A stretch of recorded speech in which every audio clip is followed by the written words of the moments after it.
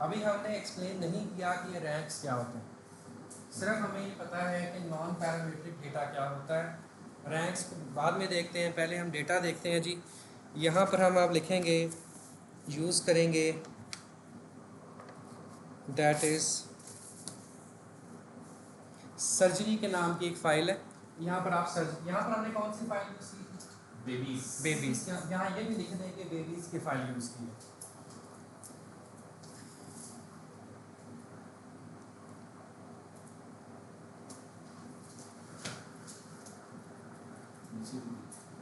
अच्छा, एक और चीज़ लिखेंगे इसमें,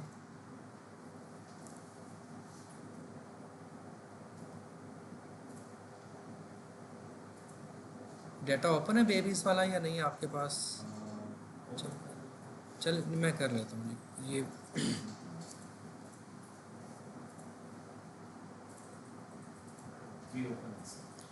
अच्छा, यहाँ पर देखें कि इस डेटा में ना, ये क्या है, इसको कहा जाता है ग्रुपिंग वेरिएबल और फैक्टर। ग्रुपिंग वेरिएबल और फैक्टर। तो यहाँ पर एक बेबीज की फाइल है और दूसरी जो है ना, ये टिक मार्क लगाया मैंने, ग्रुपिंग वेरिएबल या फैक्टर रिक्वायर्ड होता है। ग्रुपिंग वेरिएबल और फैक्टर रिक्वायर्ड होता है। इसका मतलब है कि वो एक एक्स्ट्रा कॉलम होना चाहिए जिसमें वो आइडेंटिफायर हो 0-1 की फॉर्म में, 1-2 की फॉर्म में, कि कौन सी ऑब्जर्वेशन किस ग्रुप से बिलोंग करती है। तो कितनी चीज़ें लिख ली आपने? टेस्ट का नाम लिख लिया, फाइल का नाम लिख लिया जिसमें डेटा है, और आपने टिक मार्क लगा लिया, और ये 3 चीज़ें लिख ली। चलो, अब हमारे पास ये सेकंड फाइल है जी, हम बात करेंगे सर्जरी की। यहाँ हमने लिखा जी surgery, Wilcoxon rank sum test के लिए। तो ये आपके पास मैं शेयर कर देता हूँ डेटा।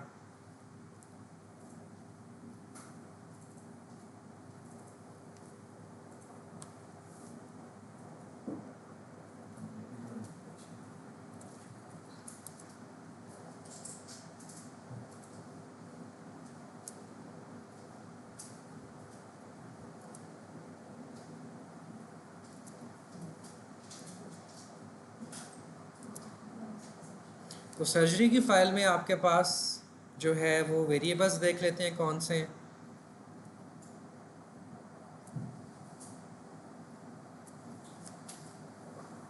अच्छा, एक तो ना वो लैपटॉप में नज़र आ रहा होता है कि सारी स्क्रीन सामने मौजूद है।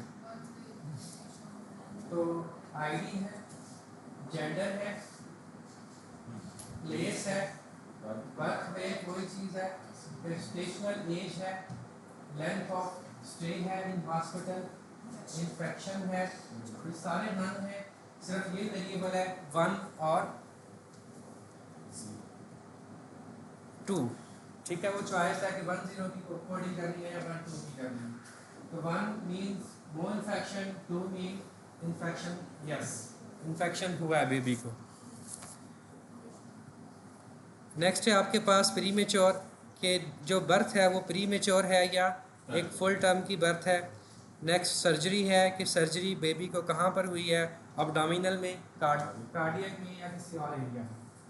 तो अब यहाँ पर हम ये वर्किंग करेंगे, इसका आप रिसर्च क्वेश्चन लिखेंगे।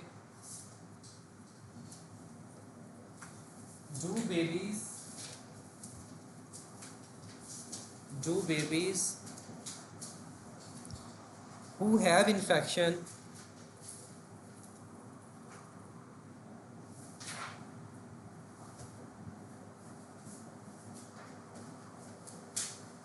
have longer stay in hospital?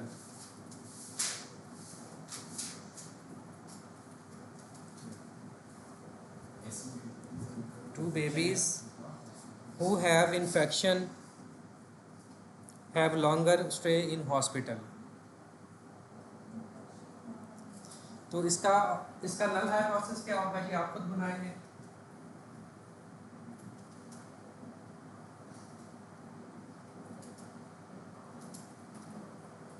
Ji, null hypothesis क्या होगा? 0 के लिए बनाया जाता है या इक्वालिटी के लिए बनाया जाता है?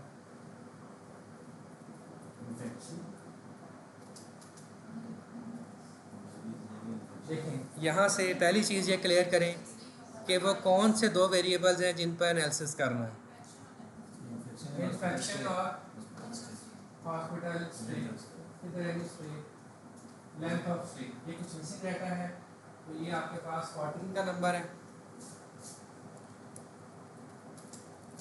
ये कंटिन्यूस डेटा है, वैसे ये है फुल नंबर्स हैं, डेसिमल नहीं है, लेकिन जब बहुत ज़्यादा कैटेगरी होती है उसे भी कंटिन्यूस डेटा कहा जाता है।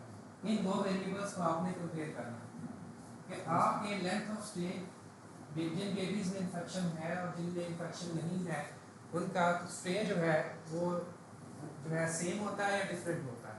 तो मीन को कंपेयर करना है, mean of the babies having infection and mean of the babies who do not have infection. क्या बनेगा जी नल हाइपोथेसिस?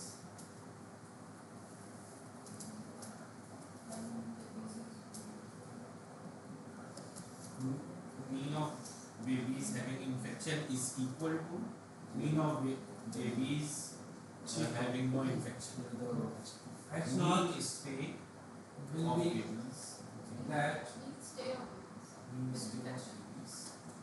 इसको बाहर लगा देते हैं of infected babies is equal to, बल्कि माइनस कर लेते हैं, average stay of uninfected babies is equal to 0। Alternate क्या होगा? Not equal to, no is not equal to, these two numbers are not equal to each other. इसको sometime descriptive form में भी लिख दिया जाता है। तो इसको डिस्क्रिप्टिव फॉर्म में क्या लिखेंगे? There is no difference In length of stay between infected and length non-infected. of right stay between infected and uninfected babies। alternate भी लिख देंगे जी। तो अब यहाँ पर सबसे पहला स्टेप क्या है? We want to test the normality of data। क्या डेटा नॉर्मल है या नॉर्मल नहीं है? तो कैसे वर्किंग करते हैं जी? एक्सप्लोर में जाते हैं, analyse descriptive statistics explore.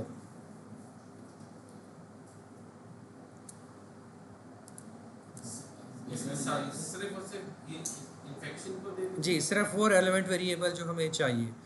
Length of stay and infection. तो यहाँ पर है जी इन्फेक्शन फैक्टर है, इसे हमने क्या नाम दिया? ग्रुपिंग वेरिएबल और फैक्टर। और यहाँ भी लिखेंगे कि आपको सर्जरी की फाइल है और फैक्टर जो है वो रिक्वायर्ड है। ये आप तीन चीज़ें पूरी कर लें अपने जो समरी है, जो मेन पेज है, मेन शीट में टेस्ट का नाम विल्कॉक्सन रैंसम टेस्ट है, सर्जरी की फाइल है और ग्रुपिंग वेरिएबल और फैक्टर रिक्वायर्ड है। जी एक्सप्लोर में जाएंगे, स्टैटिस्टिक्स में उसी तरह हम आउटलायर और परसेंटाइल्स को कैलकुलेट कर लेंगे, डिस्क्रिप्टिव को कैलकुलेट कर लेंगे। प्लॉट्स में हिस्टोग्राम है, नॉर्मेलिटी टेस्ट है, ये क्योंकि हमने वर्किंग की हुई है पिछली दफ़ा तो वो ऑप्शन खुद से चेक हुए हुए हैं। ओके करते हैं, हमने पिछली दफा स्टेम एंड लीफ तो करते हैं, उससे इग्नोर कर दें, उससे इग्नोर कर दें। फैक्टर लिस्ट में नो सॉरी, अच्छा इसमें भी अनट्रांसफॉर्म ही करेंगे, अनट्रांसफॉर्म करेंगे। और फैक्टर लिस्ट क्या है, क्या थी जी? No, exclude cases list. ये देखिएगा ना क्या थी? Infection, in fact. तो इनफैक्ट जो है ना वो फैक्टर लिस्ट में है। और लेंथ ऑफ स्टे का क्या है जी? ये दिस इज़ डिपेंडेंट लिस्ट। तो हम क्या चाहते हैं कि वो जो वेरिएबल है लेंथ ऑफ स्टे को अक्रॉस इन्फेक्टेड और अनइन्फेक्टेड बेबीज कंपेयर करना चाहते हैं, लेकिन अभी सिर्फ हम उसकी नॉर्मेलिटी को टेस्ट करने जा रहे हैं।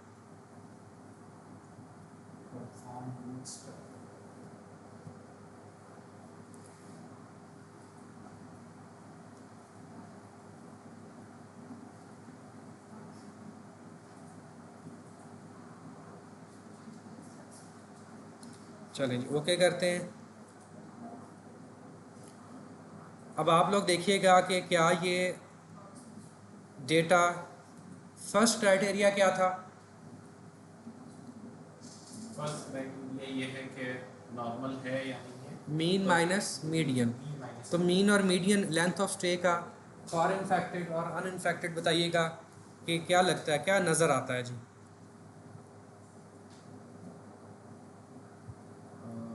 मीन और median length of stay mean जी अवाइल, 30 मीन माइनस मीडियन के क्राइटेरिया पे ये वेरिएबल सिग्निफिकेंट है फॉर लो।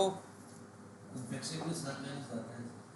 अच्छा एक बात याद रखेंगे, अब वो मेल फीमेल से बाहर आ जाए, हमारा जो डिसीजन वेरिएबल है वो चेंज हो गया, हाइट वेट की जगह length of stay, groups change हो गए इन्फेक्टेड और अनइन्फेक्टेड। हमें ये ऑब्जेक्टिव क्या है कि क्या length of stay in hospital for infected baby और अनइन्फेक्टेड बेबी सेम होती है या डिफरेंट होती है।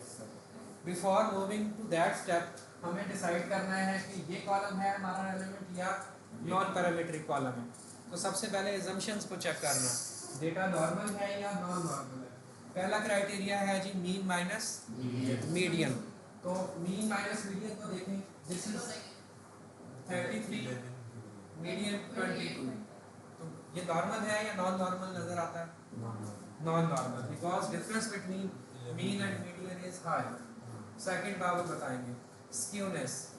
स्क्यूनेस जो है वो 4 है, स्टैंडर्ड एरर ऑफ स्क्यूनेस 0.2 है। कैसे किया जाता है जी? तो 1.96 को आपने कहा 2 कंसीडर करते हैं, तो 2 से बड़ा तब होगा जब यहाँ पर 2 पॉइंट समथिंग होगा। जी, तो क्योंकि ये तो 0.2 है, इसका मतलब है आंसर बहुत बड़ा है, तो इसका मतलब है ये रिजल्ट सिग्निफिकेंट है, 1.96 से बड़ा। इट मींस ये स्क्यूड है, डेटा स्क्यूड है। और कौन सा स्क्यूड है? पॉजिटिव है तो ये पॉजिटिवली स्क्यूड है। कुर्टोसिस वही बात है, तो ये बहुत सबसे बड़ा सारा आंसर है। आएगा, बहुत बड़ा। अब आपको कैलकुलेटर की रिक्वायरमेंट तो नहीं रही, तो एक इजी अच्छा सम टाइम हम डिफेंस लेने जाते हैं ना जब, तो इतने ट्रिक्स तो स्टूडेंट्स को नहीं आते होते, तो वो रिजल्ट्स को देख के पता चल जाता है कि यहाँ पर जो बीटा वैल्यू है वो कितनी है जी 45, चलिए ये 20 लिख लेते हैं। उसका स्टैंडर्ड एरर है 19 और उसकी पी वैल्यू लिखी होती है लेस देन 0.05, ताकि हमारे रिजल्ट्स सिग्निफिकेंट हैं। कैसे लिख देते हैं? एडिटिंग करके। तो वो जो है ना, और भी बहुत सारे क्राइटेरिया होते हैं, डिग्री ऑफ फ्रीडम से भी अंदाज़ा हो जाता है कि रिजल्ट मैनिपुलेट तो नहीं हुए हुए।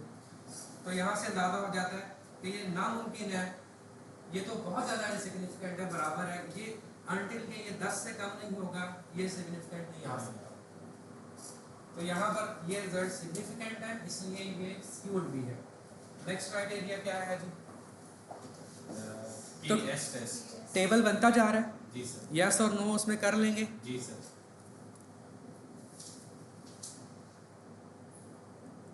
देन आपके पास है जी नॉर्मेलिटी।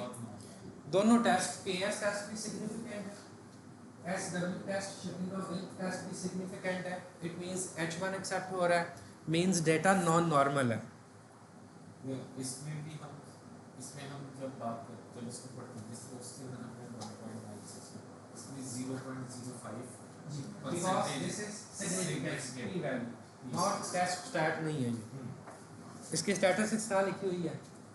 यहाँ पे, लेकिन इसका हमें बेंचमार्क पता नहीं है कि कौन सा टेस्ट लगा है, तो इसलिए हमने पी वैल्यू को कंसीडर किया। बिल्कुल। इसका डिस्ट्रीब्यूशन भी अननोन है, हमें स्क्यूनेस के तो पता है कि वो टी डिस्ट्रीब्यूशन को फॉलो करती है, और टी में कंपैरिजन 1.96 से दिया है।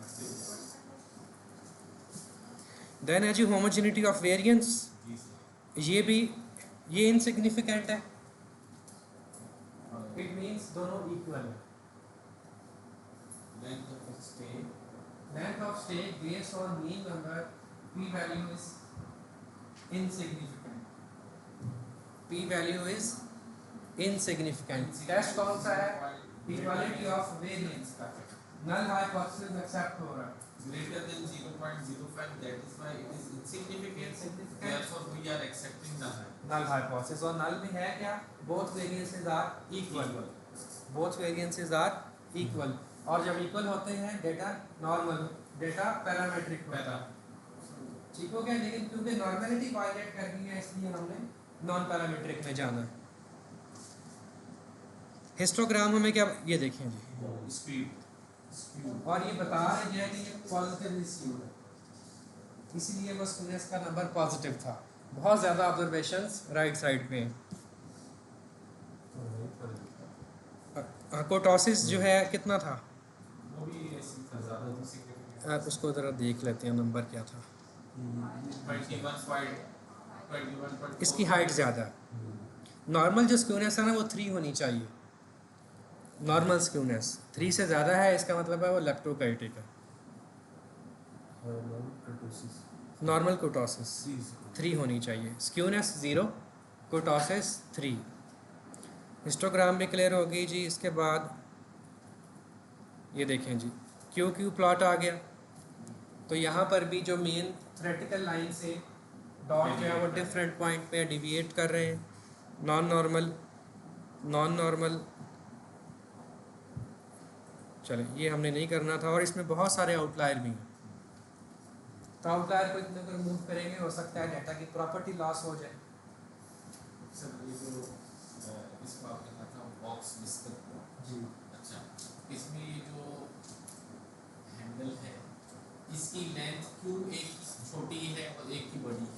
आउटलायर्स ज़्यादा होते हैं तो वो मीन से डिफरेंस ज़्यादा है, इसलिए वो हैंडल बड़ा हो जाता है। एक रीज़न यही है। आसान जुबान में बात करें, अज्यूम करते हैं कि 20 मीडियन, जी सर। तो जो नंबर है यहाँ पर जो है ना वो है 19, 17, एक का डिफरेंस है, 2 का डिफरेंस है, और 15, 2 का डिफरेंस है। Sir lower side, upper side पे 30, 55 एंड 60। 10, 15 और 16। ठीक हो गया। तो इसका मिनिमम नंबर ये है, मैक्सिमम ये है। तो मैं बना देता हूँ, ये एक लाइन है, कितने यानी 17, 15 से 60 तक, 15, 20, 25, 30, 35, 40, 45, 50, 55 और 60।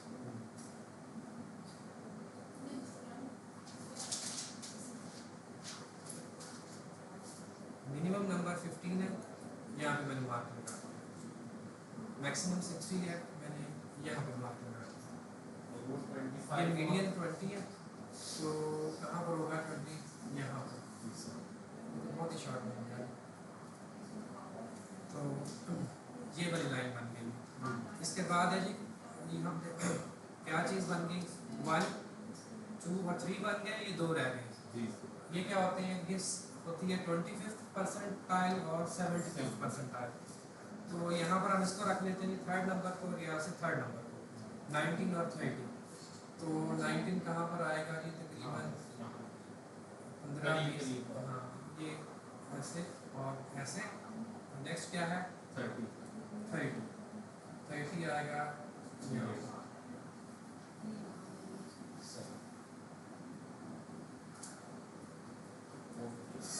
ये बन गया। ठीक हो गया। तो वो इसका मतलब है मीडियन से ज़्यादा बड़ी साइड पे, पॉजिटिव साइड पे ज़्यादा नंबर है। तो यहाँ से अब आपको क्लियर हो गया कि ये डेटा हमारा नॉन पैरामीट्रिक है, therefore we will use non parametric test. Surgery की फाइल है, फैक्टर वेरिएबल मौजूद है। तो हम अब चौथी चीज़ इसमें लिखेंगे, चौथी चीज़ लिखेंगे कि पहले पैरामीट्रिक टेस्ट में, पैरामीट्रिक टेस्ट में आप चौथी चीज़ लिखेंगे कि इसकी ऑप्शन कहाँ पर होती है जी, कंपेयर मीन्स में। एनालाइज कंपेयर मीन्स, जी सर। ये वाली कंपेयर मीन की ऑप्शन है। जी सर। तो यहाँ पर आप एक और चीज़ लिख लेंगे, कंपेयर मीन, मेन शीट में। तो कंपेयर मीन के अंदर ऑप्शन थी one way ANOVA, sorry independent sample T test. ये ऑप्शन हमने पहले यूज़ कर ली है।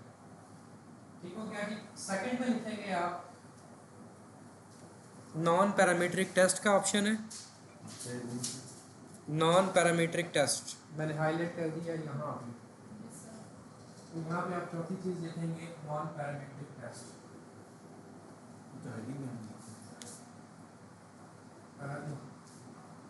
ऑप्शन पे बात करेंगे। अच्छा, कुछ टेस्ट ऐसे हैं जो इसमें मौजूद नहीं है। हेडिंग तो ये है ना कि ये टेस्ट सारे नॉन पैरामीट्रिक हैं, कुछ आपको यहाँ से मिलेंगे, हो सकता है कोई टेस्ट के सेट इसमें ना हो, कहीं और पड़ा हो। तो इसमें ना अब आपके पास वन सैंपल की ऑप्शन है, इसे अब स्किप कर दें। एक है इंडिपेंडेंट सैंपल और एक है रिलेटेड सैंपल। तो इंडिपेंडेंट सैंपल और रिलेटेड सैंपल, वी नो कि हमारा सैंपल कैसा है, नॉन पैरामीट्रिक है। अब हमने ये देखा कि दो ग्रुप्स तो हैं, लेकिन वो एक दूसरे पे डिपेंड कर रहे हैं, नहीं कर रहे। नहीं कर रहे। सैंपल इंडिपेंडेंट है। रीज़न क्या है कि जिस बेबी को इन्फेक्शन है और जिस बेबी को नहीं है वो दोनों डिफरेंट है। तो इंडिपेंडेंट सैंपल पे क्लिक करेंगे, लेकिन हम अभी यहाँ से यूज़ नहीं कर रहे। लेगेसी डायलॉग में ना दोबारा से ऑप्शन आ जाती है, टू इंडिपेंडेंट, टू रिलेटेड। ठीक हो गया, तो हम क्लिक करेंगे टू इंडिपेंडेंट सैंपल्स पे, to independent samples.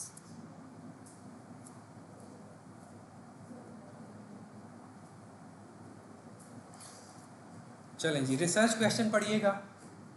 Research question ji while working कर रहे हैं, वर्किंग करेंगे तो इन्वॉल्व रहेंगे, वरना प्रैक्टिकल यहाँ पर अवेलेबल नहीं है SPSS। Right, okay. इसका मैं आपको लास्ट टाइम भी एग्जांपल दी थी कि हमारे PhD के एक कलीग थे, वो 5th ईयर में थे और वो PhD स्किप करना चाह रहे थे, छोड़ना चाह रहे थे, डिप्रेस थे। उन्होंने बहुत ज़्यादा टाइम की और कॉस्ट फाइनेंशियल इन्वेस्टमेंट भी कर ली थी। 15 या 30 पार्टिसिपेंट्स को उन्होंने रिक्रूट किया अपने सैंपल में, उनका एक सर्वे करवाया, उस सर्वे में उनका EQ मेजर किया। उसके बाद उन्हें 15 डेज़ की ट्रेनिंग करवाई अमेरिका से। अमेरिका का ऑथर था, बड़ा रिकग्नाइज्ड ऑथर था, नाम अब मेरे माइंड में नहीं है। उसको फी भी पे की ट्रेनिंग की। 2 महीने के बाद यानी ट्रेनिंग के बाद दोबारा EQ मेजर किया। अब डेटा मौजूद है एक्सेल के अंदर, अब इसका एनालिसिस कैसे करना है ये समझ नहीं आ रहा था किसी को। यानी यहाँ पे अब ये रिपीटेड सैंपल है या इंडिपेंडेंट सैंपल है? रिपीटेड है, पार्टिसिपेंट्स वही हैं, उनको एक कंडीशन दी गई है। तो ये जो हम लिख रहे हैं ना कि फैक्टर का वेरिएबल होना चाहिए या नहीं होना चाहिए, तो कुछ ऐसे टेस्ट भी हैं जिनमें फैक्टर का वेरिएबल रिक्वायर्ड नहीं होता। तो उसकी फिर SPSS में कैसे जाकर सेटिंग बनना है और वो कैसे एनालाइज होना है, दिस इज़ द जो है वो ट्रिक जिसके लिए हमने ये बनाया। तो अब हमारे पास टेस्ट वेरिएबल क्या है? इन्फेक्शन। इन्फेक्शन हमारा टेस्ट वेरिएबल है। वी वांट टू टेस्ट कि जो लेंथ ऑफ स्टे हमारा टेस्ट वेरिएबल है। टेस्ट वेरिएबल से मुराद है कि किस वेरिएबल में आप डिफरेंस को एनालाइज करना चाहते हैं। और वेरिएबल हमारे और ग्रुपिंग वेरिएबल और फैक्टर वेरिएबल हमारा इन्फेक्शन है। और इन्फेक्शन की कैटेगरीज क्या हैं? 1 and 2। डिफाइन ग्रुप पे क्लिक करेंगे और ऑप्शंस में जाके सिर्फ डिस्क्रिप्टिव पे क्लिक कर दें। ऑप्शन में जाके डिस्क्रिप्टिव पे क्लिक कर दें। यहाँ पर पहले ऑप्शन है मैन विटनी टेस्ट। जी सर।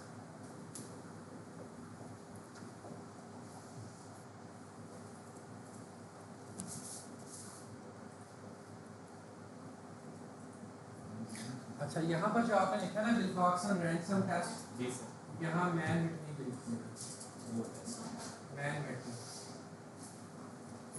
ये 2 नाम है लेकिन आइडियली टेस्ट एक ही है। ये Mann Whitney U test. Okay करेंगे।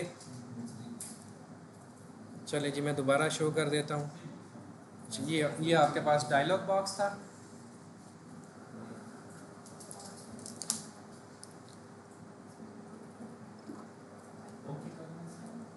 जी ओके करेंगे। आपके पास ये रिज़ल्ट आ गए। Length of stay 80 and the no infection disinfection 52। अच्छा, सबसे पहली बात ये याद रखनी है कि जो नॉन पैरामीट्रिक टेस्ट है ना, ये डेटा पे परफॉर्म नहीं होते, ये रैंक पे परफॉर्म होते हैं। जो नॉन पैरामीट्रिक टेस्ट है ये डेटा पे परफॉर्म नहीं होते, ये रैंक पे परफॉर्म होते हैं। अब इसका क्या मीनिंग है वो समझ लेते हैं।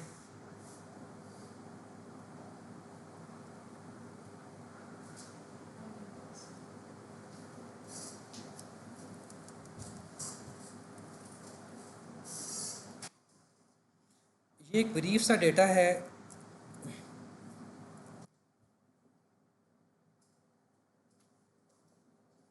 ये दो ड्रग, ये जो है ना बीडीआई किसको कहते हैं जी? ये डिप्रेशन इन्वेंटरी है, उसका स्कोर ये किया संडे पे और वेडनेसडे पे। दो ड्रग्स दी गई, एक्सटेंसी और अल्कोहल। ठीक हो गया? कुछ कितने लोग हैं? 17 लोग हैं। 10 लोगों को फर्स्ट मेडिसिन एक्सटेंसी दी गई है और 7 लोगों को अल्कोहल दी गई है। और मैयर किया गया कि इसको आप समझेंगे नहीं कि किसी ये खास टाइम पर, अब ये पार्टिसिपेंट डिफरेंट है, ये पार्टिसिपेंट डिफरेंट है, ये इंडिपेंडेंट सैंपल है। अगर ये नॉर्मल है तो आप one way t test, independent sample T test use कर रहे हैं। अगर ये नॉन नॉर्मल है तो आप विल्कॉक्सन, रैंकसम या मैनमेटरी यूज कर रहे हैं। जब आप independent sample T test use करेंगे ना तो ये नंबर्स हैं जिन पे डाटा या एनालिसिस काम करता है। लेकिन जब आप नॉन पैरामीट्रिक यूज करते हैं ना तो पहले इस डेटा को रैंक करता है, इस डेटा को रैंक करता है। रैंक से असेंडिंग और डिसेंडिंग ऑर्डर में है। ये अभी हम इसको देखेंगे ये कैसे करता है।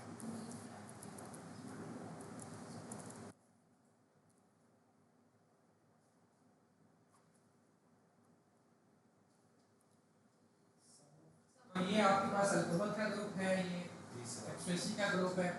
तो ये है आपके पास जो है ना रैंकिंग कर ली हमने असेंडिंग ऑर्डर। तो 1 2 3 4 इसको रैंक कर लिया। देन जहां पर स्कोर जो है, सॉरी ये आप ये स्कोर कर दिया और पोटेंशियल करें और स्कोर एक्चुअल स्कोर है, ये एक्चुअल स्कोर है आपका। अब सबसे छोटी वैल्यू क्या है? 3, उससे बड़ी 5, उससे बड़ी 6, उससे बड़ी वही है 6। देन आपके पास जो है 7, अच्छा तो मॉडल क्लासेस भी है सर 10 जी। तो उसको ना डेटा की रैंकिंग कैलकुलेट की है कि इस डेटा का स्कोर तो ये है, लेकिन रैंक सबसे छोटा नंबर है। उससे बड़ा नंबर 2 पे आएगा, उससे बड़ा 3, अगर वही है तो 4, और अगर दो सेम नंबर आ गए 6 और 6 तो आपस में रैंक को शेयर कर लेंगे 3.5 और 3.5। अब ये आपके पास रैंक डेटा आ गया।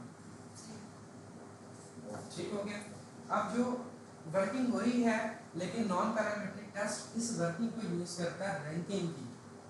वो एक्चुअल डेटा की ऑब्जर्वेशन को यूज नहीं करता, वो सिर्फ रैंक को यूज करता है कि किसी भी डेटा का रैंक क्या था।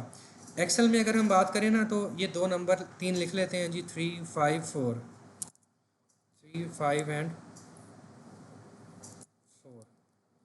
तो एक्सेल में एक फार्मूला है रैंक का,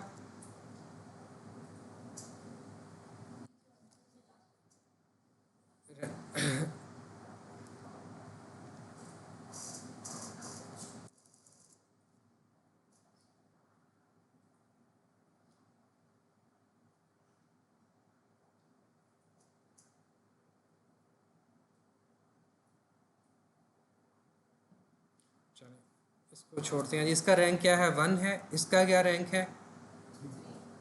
3 है और इसका 2 है। तो अब डेटा की, अब जो है नॉन पैरामीट्रिक टेस्ट रैंकिंग पे वर्कआउट करता है फार्मूला को, ओरिजिनल डेटा पे नहीं करता। तो जो हमारे पास यहाँ पर रिजल्ट आ गए,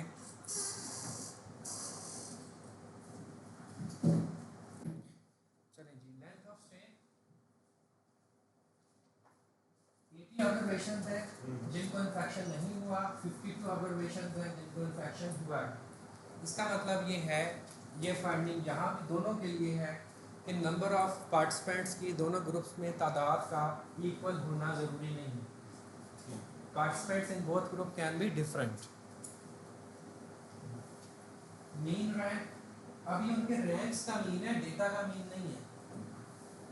वो पॉइंट्स जो कि 9 में थे उनका पहले रैंक कैलकुलेट हुआ और उनका मीन जो है 58 है और यस वालों का 78 और रैंकिंग का सम जो है आपके पास लिखा हुआ है।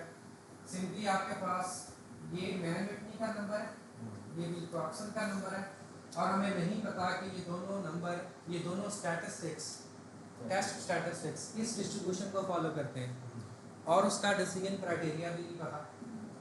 तो we will significance value that is less than 5%, that is significant. It means H naught हम रब कर दिया, देख लीजिएगा क्या था, that mean stay, length of stay of infected babies को ये रिजेक्ट कर दिया, alternate accept कर दिया because this is significant. Because this is significant, we have rejected H naught H naught. because this is not equal. तो किनका switch ज़्यादा है? जिनका इन्फेक्शन वो उनके रैंक से पता लग जाएगा। इंटरप्रिटेशन लिखिएगा इसकी भी।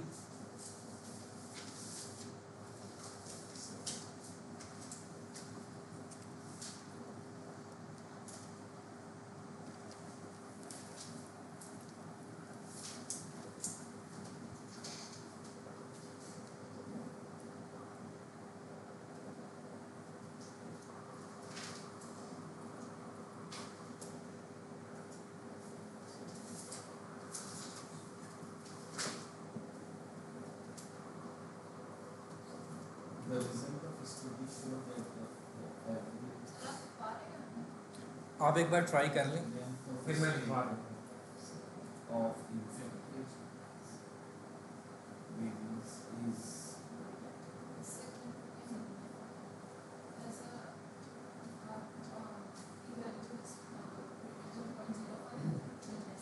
Less than 5%.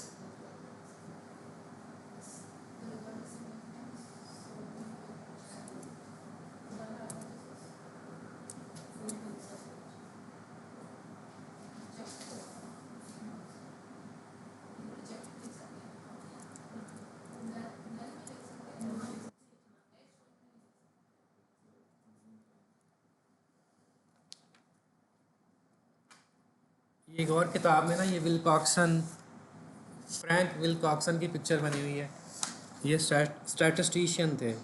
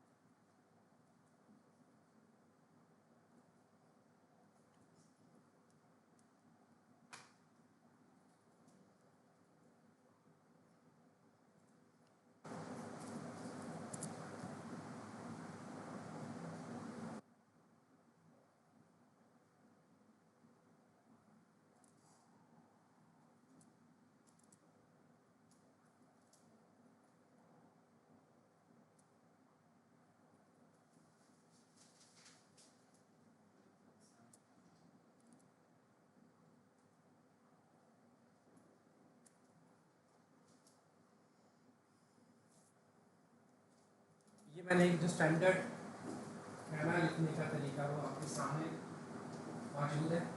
यहाँ पर मीन की बजाय मीडियन को लिखा जाता है। मीन की जगह मीडियन। नॉन पैरामेट्रिक डेटा क्योंकि डेटा पे तो काम नहीं करता ना, तो इसलिए मीन तो मीनिंगलेस है, तो मीडियन वैल्यू को लिखा जाता है। मीडियन क्या होता है? रैंक होता है। मीडियन जो होता है वो रैंक एवरेज होती है, वो जो है डेटा पॉइंट्स को कंसिडर नहीं करती। नहीं जी, आपके पास जो है मीन रैंक है, ये डिफरेंट बात बनी थी। 5, 7, 9 इसका जो है वो मीन क्या है? 7 और मीडियन क्या है? 7 और 1 और 0 इनका क्या सम है? मीन क्या है? 3, मीडियन क्या है? 7। मीडियन तो चेंज नहीं हो रहा, मीडियन तो एक मिडिल नंबर है। तो यहाँ पर जो वर्किंग है वो ये है कि ये है तो मीन, लेकिन ये इनका रैंक का मीन है, जो रैंकिंग हुई उसका मीन है। लेकिन जब इंटरप्रिटेशन की तो पहले डिस्क्रिप्टिव स्टैट कैलकुलेट कर लें और फिर यहाँ पर मीडियन लिखें। हाँ वो डिस्क्रिप्टिव कैलकुलेट, एक सेकेंड, मीन रैंक कर सकते हैं नहीं वो आपको ना फिर एक्सप्लोर में जाके करना पड़ेगा। एनालाइज जो है डिस्क्रिप्टिव स्टैट, एक्सप्लोर, स्टैटिस्टिक्स में जाएं, डिस्क्रिप्टिव चेक हुआ है तो सिर्फ स्टैट्स को कर लेते हैं। ओके, यहाँ मीडियन आ गया 22.50 फॉर नो,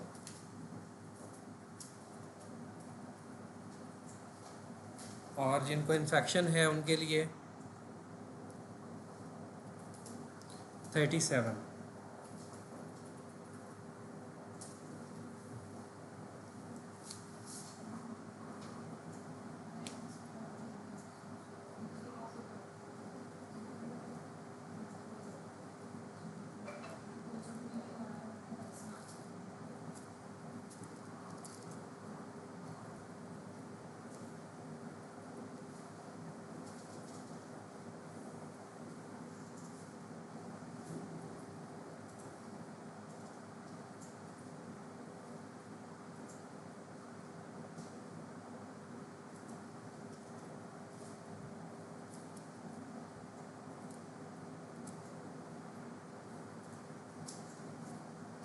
जी इसे आप कैसे रिप्लेस करेंगे?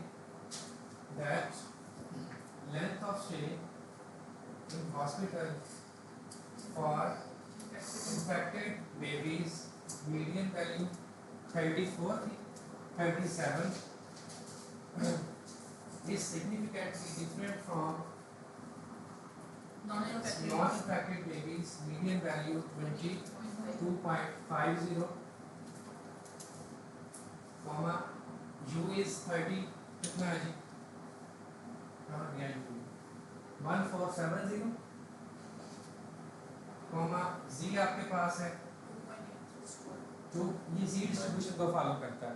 अब Z का हमें नंबर नहीं पता, क्रिटिकल नंबर क्या है, तो P वैल्यू लेस देन 0.05, ये नॉर्मली में लेस देन 0.5 लिखा जाता है, ये वाली नॉर्मली लिखी जाती है, R को छोड़ दें। तो इस तरह से आप इसकी इंटरप्रिटेशन कर लेंगे। कर लिए जी नोट इंटरप्रिटेशन?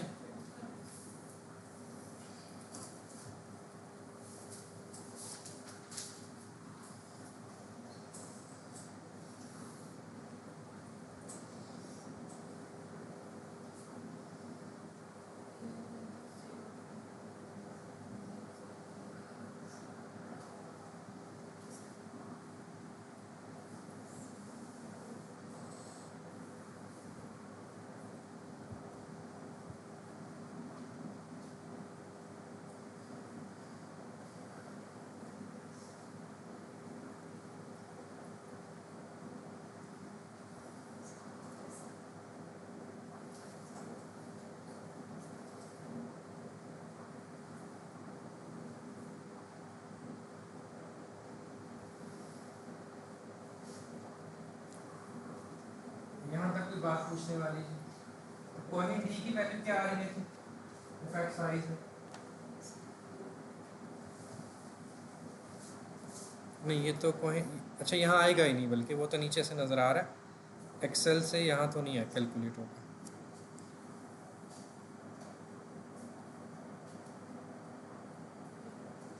हो गया जी नोट? जी तो अभी तक हमने बात की, जो आपने मेन शीट बनाई है उसको देख लें। पैरामीट्रिक और नॉन पैरामीट्रिक में डिफरेंस डेटा में ये होता है, there are 4 assumptions, if they are fulfilled each of them data will be parametric, अगर कोई एक वायलेट होती है data will be non parametric.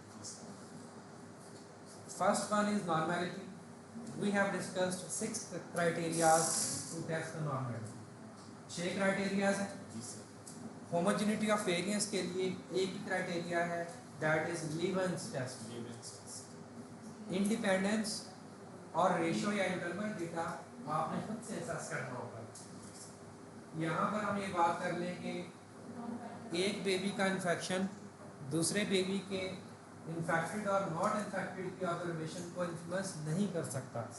It means this data is independent, कोई एक ऑब्जर्वेशन दूसरी पे डिपेंड नहीं करती। और जो है हमारा डेटा क्या होना चाहिए? फोर्थ क्या है कि रेशो और इंटरवल डेटा होना चाहिए। और हमारा डेटा जी है तो कैटेगोरिकल, लेकिन जब कैटेगरीज की तादाद 2 या 4 या 6 से बढ़ जाती है तो उसे हम कंटिन्यूस ही कहते हैं। तो चारों पूरी हो जाती हैं तो हम, अगर हमारी कंडीशन अब इंडिपेंडेंट है तो हम यूज़ करते हैं इंडिपेंडेंट सैंपल टी टेस्ट। यहाँ पर आपने क्या क्या लिखा? Independent sample T test. Then आपने लिखा बेबीज के फाइल पे वर्क करना है, फैक्टर या ग्रुपिंग वेरिएबल रिक्वायर्ड होता है, और नॉन पैरामीटर जो है कंपेयर मीन्स की ऑप्शन में ये टेस्ट अवेलेबल है।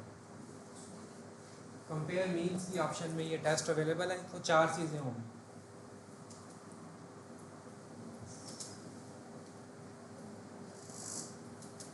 Test name, file name, option कहाँ पे पड़ी हुई है, और ग्रुपिंग वेरिएबल या फैक्टर रिक्वायर्ड है या रिक्वायर्ड नहीं है।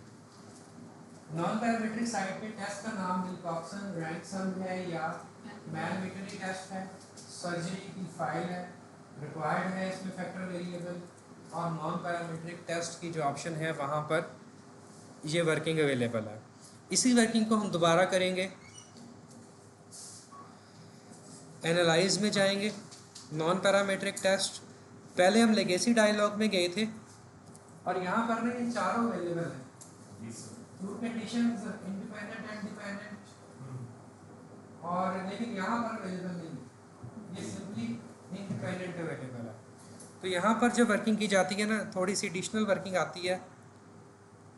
ये कौन सा था? इंडिपेंडेंट था ना हमारे पास, और डिपेंडेंट है, इंडिपेंडेंट है। Okay, analyse, non parametric, independent. ये तरह एक कॉम्प्लेक्स आ जाता है, लेकिन इतना मुश्किल नहीं है।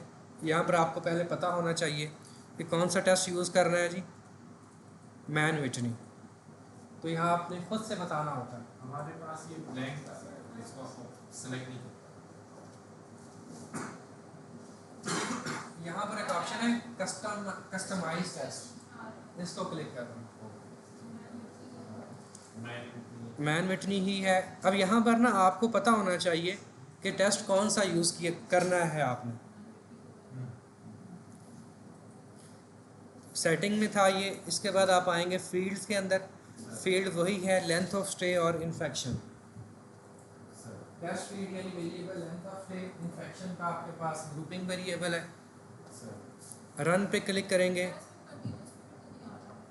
ये ग्रुपिंग पे है ना, वो नहीं जा रहा, इन्फेक्शन नहीं जा रहा ग्रुपिंग। ओके, क्या एरर आता है? इसको क्लोज करें, डेटा फाइल में जाएं, इसको क्लोज करके डेटा फाइल में जाएं, और जो है ना वेरिएबल व्यू में जाएं, इसको आप चेंज करें स्केल में,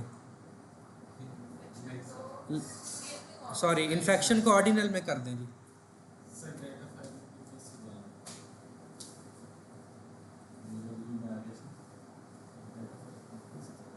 डेटा फाइल तो ओपन, क्या फाइल का नाम है जी? सर्जरी, ये वाली है। तो ग्रुपिंग वेरिएबल कौन सा है जी? इन्फेक्शन, ये है। ये है।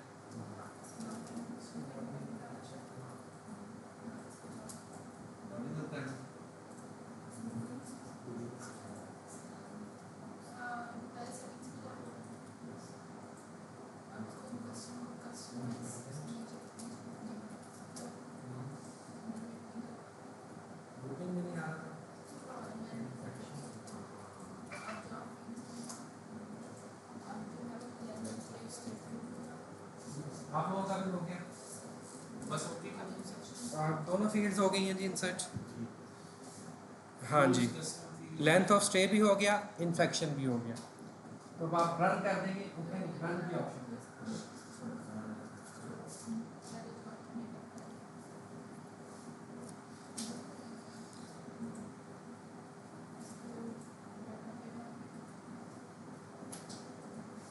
हाँ जी, कर रहे हैं वर्किंग, आपने नहीं कर रहे हैं जी, कोशिश करिए।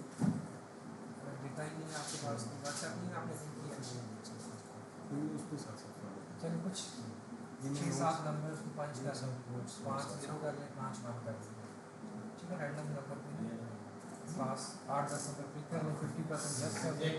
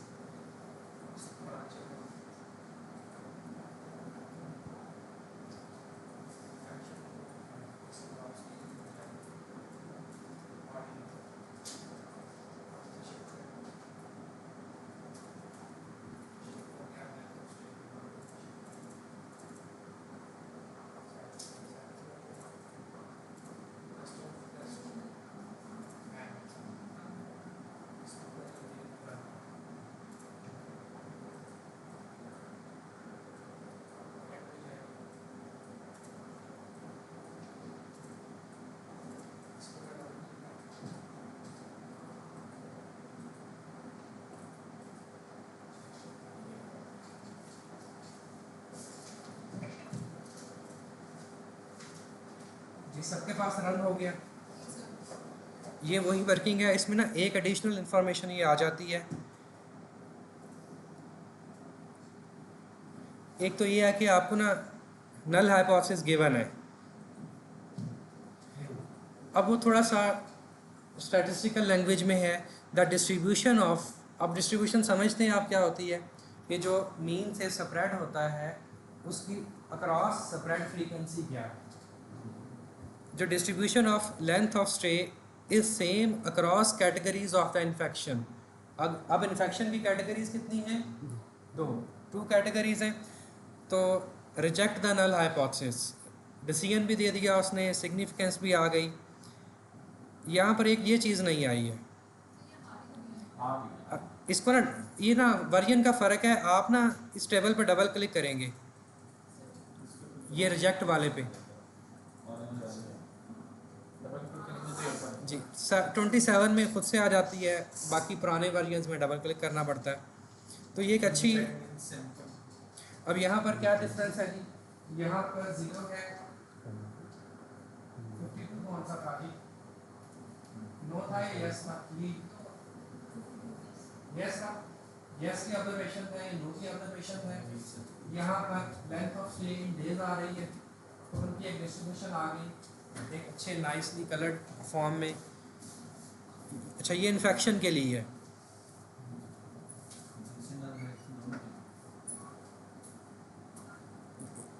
अच्छा, अब इसका जुमला जुमला सर यूज करते हैं, कहते हैं रिजेक्ट, आगे डिसीजन देता है reject the null hypothesis. Yes, अब वो नल की ही बात करता है, क्यों? क्योंकि वो साइंटिफिक जो है ना वो गाइडलाइन है कि आपने नल के साथ अल्टरनेट के साथ वर्किंग नहीं करनी। नल को रिजेक्ट कर लें या fail to reject null, accept का वर्ड भी नहीं यूज़ किया जाता।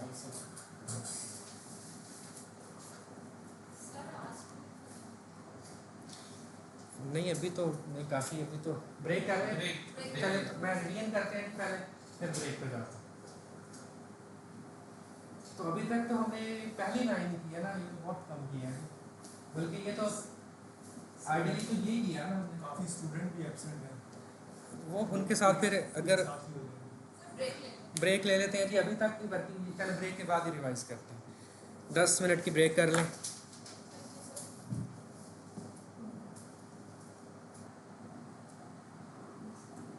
चले, अभी हमने स्टार्ट किया था जी, जो है ना नई फाइल ओपन की है ग्रोथ के नाम से। हमने पेयर्ड सैंपल टी टेस्ट की वर्किंग करना है। उसके लिए सबसे पहले हमने difference between two groups calculate किया। कंप्यूट वेरिएबल के ऑप्शन में जाके जो डिफरेंस कैलकुलेट हुआ उसका नाम शिफ्ट किया हमने वेरिएबल के बॉक्स के अंदर। डिस्प्ले नॉर्मल कर्व ओके करेंगे तो ये एक नॉर्मल कर्व बन जाएगा और हिस्टोग्राम बन जाएगा। तो अपरेंटली थोड़ी सी वायलेशन है, लेकिन ये नॉर्मल को फॉलो करता है, बहुत ज़्यादा वायलेशन नहीं है। लेकिन आइडियली आपको वही टेस्ट्स हैं उनके ज़रिए पता चल सकता है कि ये नॉर्मल है सीरीज़ या नॉर्मल नहीं है। तो आप इसे नॉर्मल भी कह सकते हैं, नॉन नॉर्मल भी कह सकते हैं। वन बाय वन हम दोनों पे वर्कआउट कर लेते हैं। ठीक है जी, तो कंपेयर मीन में आते हैं। Analyze compare means paired sample T test. अब ये जो पेयर है ना,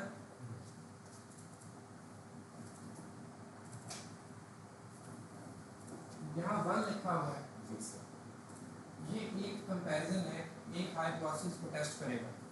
तो इसका मतलब है यहाँ पर weight first month third month shift कर दें जी। पहले वेट एट फर्स्ट मंथ को कर दें, उसके बाद वेट एट थर्ड मंथ को कर दें। तो ये अब क्या करेगा, ये इन दोनों को एज ए ग्रुप ट्रीट करेगा और उसे कंपेयर करेगा कि क्या weight over 2 month time change होता है या नहीं होता। यहाँ पर भी एनालिसिस किया जा सकता है, लेकिन अगर हम और भी तीनों वेरिएबल्स इकट्ठे ऐड करना चाहें तो 2 में और 3 में ऐड कर सकते हैं। तो एक ही बार कर लें, प्रॉब्लम तो नहीं है ना, सिंपल एक्स्ट्रा रोज ऐड हो जाएंगी। लेंथ को भी करनी तो लेकिन केयर क्या करनी है कि लेंथ को एट वंस ऐड करना है ताकि वो एक ही पेयर में ऐड हो। और इसी तरह हेड सरकमफेरेंस। तो अब ये 3 पेयर्स बन गए, वेरिएबल 1 और वेरिएबल 2 उसके 2 ग्रुप्स हैं जो कि मंथ 1 और मंथ 3 है। यहाँ पर एस्टिमेट इफेक्ट साइज का ऑप्शन चेक कर दें, नहीं है। आ ही नहीं रहा। तो ये SPS 28 या 27 में उन्होंने बिल्ट इन कर दिया है, लेकिन अगर ना हो तो ये एक्सेल में बड़ी आसानी से कैलकुलेट भी हो जाता है। इंटरप्रिटेशन आपको पता है 0.5 से बड़ा होना चाहिए। ऑप्शन में देख लेते हैं जी, कुछ भी नहीं है। 95 यानी 5% ही यूज़ किया जाता है। बूटस्ट्रैप भी हमने नहीं करना, तो ओके ही करना है सिंपली। तो रिजल्ट देखते हैं जी। सबसे पहले आपके पास है जी paired sample statistics. Pair 1 weight length head circumference. हर मंथ में दोनों में मीन कितना है, स्टैंडर्ड डेविएशन कितनी है, स्टैंडर्ड एरर कितना है, तीनों वेरिएबल्स का आ गया।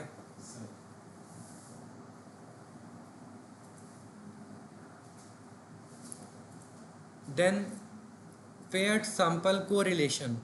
तो कोरिलेशन क्या बताता है, तो दो वेरिएबल्स किस तरह से कोरिलेटेड है। तो इन दोनों की आपस में कोरिलेशन 0.7 है। पेयर 2 में बैंक एट फर्स्ट मंथ और थर्ड मंथ की 0.7 और यहाँ भी 0.7, यानी स्ट्रॉन्ग पॉजिटिव कोरिलेशन है। 1 मैक्सिमम कितनी होती है ये 1। माइनस में या प्लस में। 0 में नो कोरिलेशन, 5 से कम हो, 0.5 से तो वीक कोरिलेशन, 0.5 से बड़ी हो तो स्ट्रॉन्ग कोरिलेशन। ये आपके पास स्टैटिस्टिक्स आ गए जी। Paired sample T test. तो पहला पहला वेरिएबल वेट है, देन उसकी ये पी वैल्यू है, सिग्निफिकेंट है, इसलिए पी वैल्यू भी सिग्निफिकेंट है। इसका मतलब है कि mean weight at first month and third month and is different. और हाई कौन सा है जी? हाई कहाँ से पता लगेगा? फर्स्ट टेबल से। दैट इज़ तकरीबन 2 kgs का डिफरेंस है। जी 1.9 कह लें या 2 कह लें जी। तो यहाँ डिफरेंस नहीं आ रहा, यहाँ पर मीन डिफरेंस नहीं आ रहा, आप खुद से कैलकुलेट कर सकते हैं। तो बाकी सिग्निफिकेंट है, तीनों सिग्निफिकेंट। इसका मतलब है कि जब time over the time of 2 month weight, length और हेड सर्कमफेरेंस में डिफरेंस आता है। सिंपल वर्किंग है, इंटरप्रिटेशन भी लिख सकते हैं। इफेक्ट साइज देख लेते हैं जी। आपके पास कोहिन डी को ज़्यादा लिखा जाता है, 0.49 यानी 5 के क्लोजर है। यहाँ पर बहुत बड़ा है, यहाँ भी बहुत बड़ा है, तो इसका मतलब है this is a significant test effect size.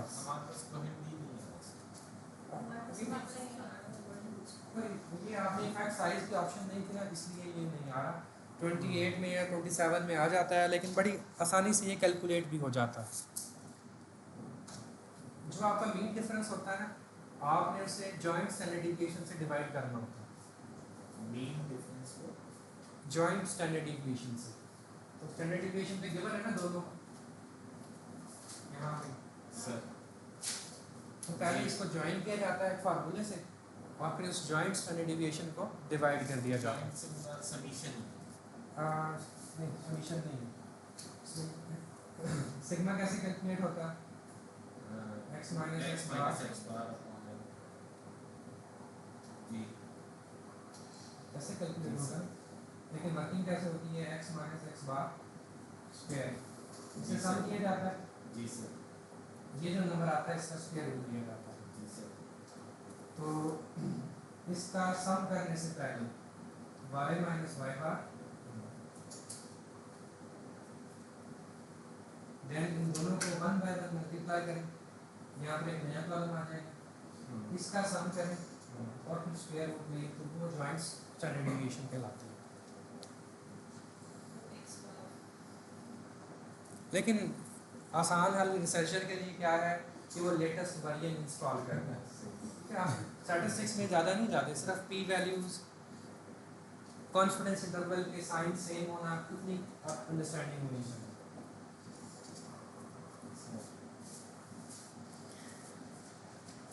चलें जी, तो यहाँ पर अच्छा एक और चीज़ देखते हैं जी।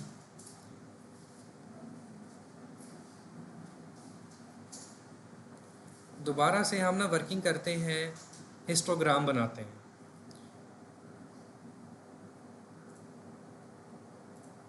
अच्छा हमने बनाया ही एक है, तो हम तीनों डिफरेंसेस कैलकुलेट कर सकते हैं, तीनों का हिस्टोग्राम बना सकते हैं। बुक में देखते हैं, मेरा ख्याल है तीनों बने हुए हैं। उसी तरह ट्रांसफॉर्म कंप्यूट वेरिएबल। तो ये वेट का हिस्टोग्राम है, नॉर्मल नज़र आ रहा है, ये भी तकरीबन नॉर्मल है, थोड़ा सा एक वो आउटलायर आ रहा है नेगेटिव साइड पे। और ये क्या है?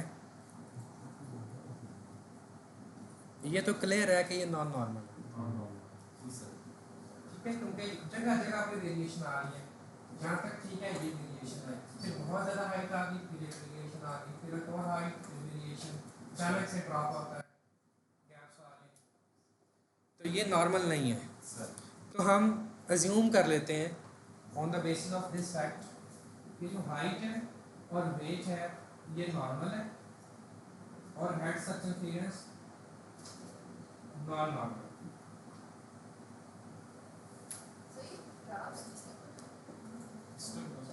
किस तरह बने हैं? दोबारा से डिफरेंस करा ग्राफ में बता देता हूँ जी। जी ये डिफरेंस वाला ही है। एक बार आप बनाएंगे weight at first 3 month and first month का डिफरेंस, दूसरा आप बनाएंगे height third month first month का डिफरेंस, और तीसरा बनाएंगे head circumference first month and third month difference. तो ये आपके पास यहाँ से अब क्लियर हो गया। इसका मतलब है कि जो हमने डिसीजन किया on the basis of which test, paired sample T test, result कहाँ पर थे, ये वाले। तो इसमें शायद जो है पहले 2 पेयर तो ठीक हो गए, लेकिन थर्ड पेयर को नॉन पैरामीट्रिक टेस्ट से एवेल्युएट करना ज़रूरी है। थर्ड पेयर को क्योंकि उसका हिस्टोग्राम डिफरेंस का हिस्टोग्राम नॉर्मल नहीं है, नॉन नॉर्मल है, इसलिए ये ज़रूरी है कि हम हेड सर्कमफेरेंस को नॉन पैरामीट्रिक से भी एवेल्युएट करें। उसके लिए भी हमें डिफरेंस वाला कॉलम तो रिक्वायर्ड।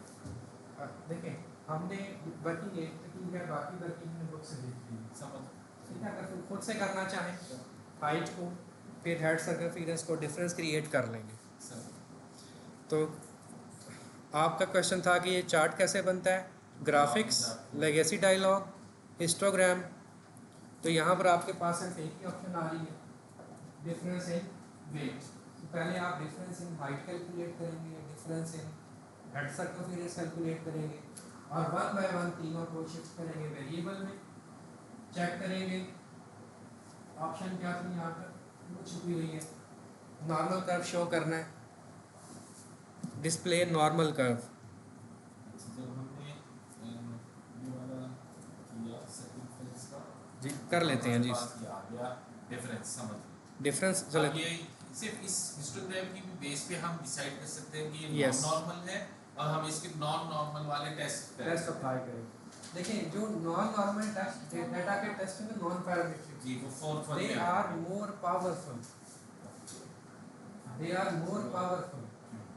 नॉन नॉर्मल डेटा के नॉन पैरामीट्रिक टेस्ट जो है ये बहुत पावर रखते हैं as compare to parametric data. तो अगर आप दोनों को यूज़ कर लें वो सबसे बेहतर है, लेकिन जब बिल्कुल क्लियर है कि डेटा क्लियरली नॉन नॉर्मल है तो फिर पैरामीट्रिक यूज़ नहीं करने। सही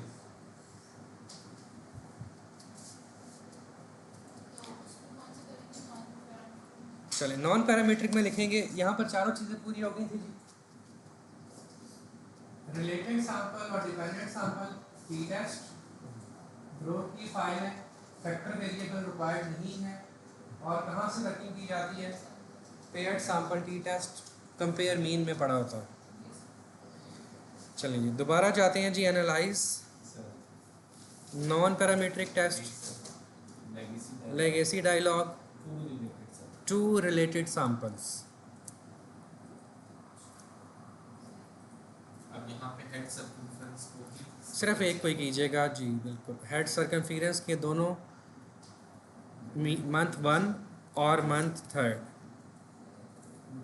इसमें टेस्ट टाइप जी विल्कॉक्सन को क्लिक कर दें बस, बाकी और कोई डिस्क्रिप्टिव क्लिक कर लें ऑप्शंस में से, सर ओके करेंगे। सर अच्छा मीन और हमारे पास विल्कॉक्सन के रैंक्स क्योंकि ये नॉन पैरामीट्रिक टेस्ट है तो ये हमेशा रैंक से अप्लाई होता है।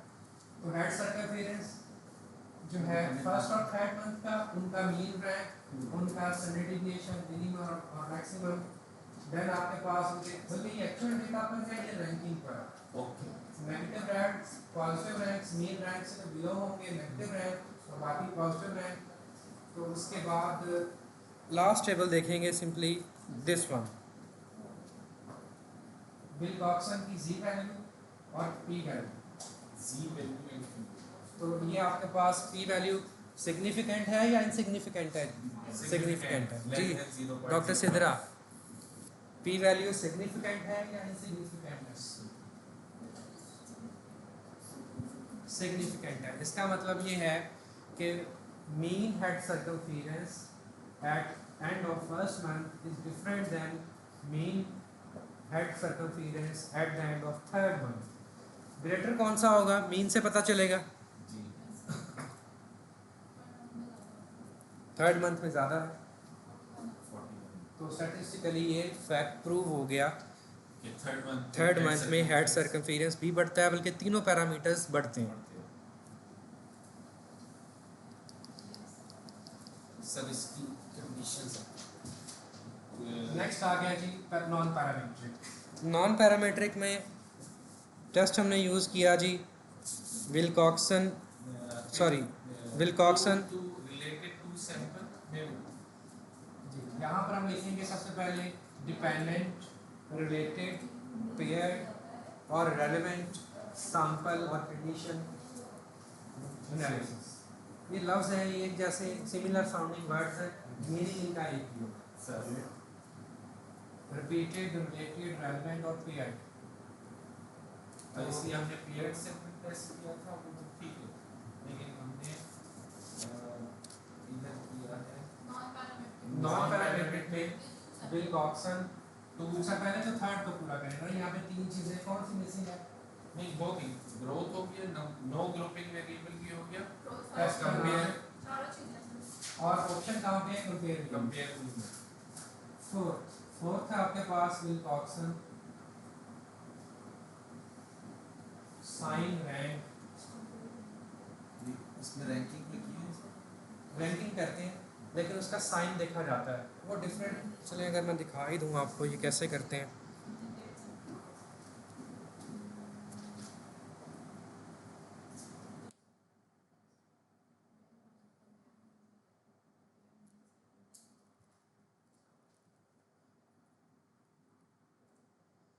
तो अब यहाँ पर टाइम का डिफरेंस है। ये है BTI, depression at Sunday, depression at Wednesday. Individual same है सर वही इंडिविजुअल फर्स्ट डे पे, वही इंडिविजुअल अदर डे पे, उनका डिफरेंस कैलकुलेट किया। सर ये डिफरेंस आ गए। यहाँ पर आंसर क्या आता है जी? पहला आंसर है आपके पास 13। तो ये इसका साइन क्या है? पॉजिटिव डिफरेंस है। जहाँ पर ज़ीरो है उसको एक्सक्लूड कर दिया जाता है, जहाँ पर नेगेटिव आ जाए उसको कम आ जाए नेगेटिव साइन कह देंगे, नेगेटिव रैंक कह देंगे। इसके बाद इनकी रैंकिंग हो जाती है। सर तो यहाँ पर इसीलिए आपके पास आउटपुट में नेगेटिव रैंक्स और पॉजिटिव रैंक्स। तो नेगेटिव रैंक कोई भी नहीं। सेकंड कंडीशन पे थर्ड मंथ में तमाम ऑब्जर्वेशंस में रैंक या उसका साइज जो है वो इंक्रीज ही हुआ है, डिक्रीज नहीं हुआ।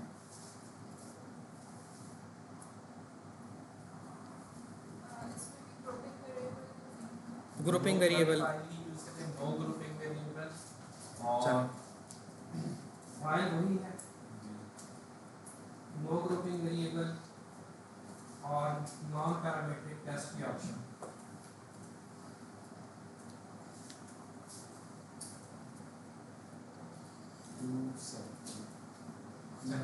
ये जो आपके पास मैट्रिक्स बन गई ना 2x2 की, इसी को हमने यहाँ पर रिपीट कर दिया। लेकिन डिफरेंस क्या है? नाउ दैट जो है काउंट ऑफ कंडीशन और ग्रुप्स इज मोर देन 2। अब कंडीशन जो है वो कितनी है? More than 2। वो 3 भी हो सकती हैं, वो 4 भी हो सकती हैं, इससे ज़्यादा भी हो सकती हैं। कंडीशंस और ग्रुप्स की तादाद 2 से ज़्यादा है।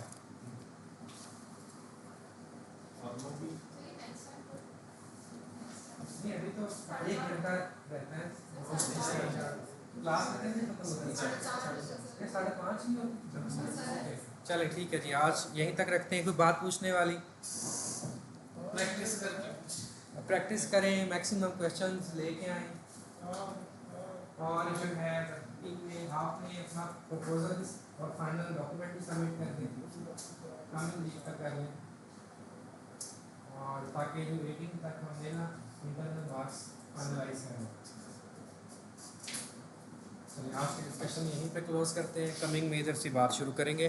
अच्छा आप लोग एक बार स्पेशली आप डॉक्टर मुजम्मिल कह रहे थे टैबलो का विजुअलाइजेशन के लिए, उस तरह हम ये कर लेते हैं। और मैडम भी कह रही थी कि आप अगर कोई वर्कशॉप करवाना चाहते हैं तो हम देख लेते हैं कि कोई रिसोर्स पर्सन अगर हम अरेंज कर लें तो एक डेडिकेटेड डे आपका टैबलो पे डाटा विजुअलाइजेशन का कर लेते हैं, ठीक है।